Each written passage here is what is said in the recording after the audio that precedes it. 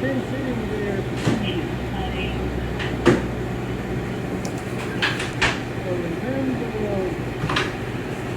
whether or not there is a, he never confirmed that he stole the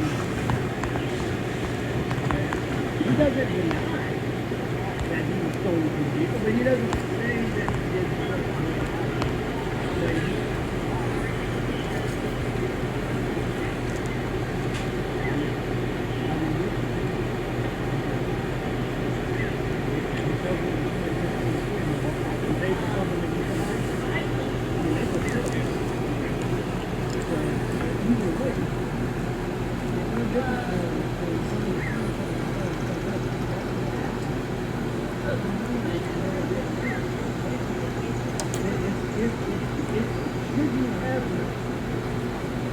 And I think we confirmed that you should have, because we talked about the vehicle being well worth it, and it's fair to say.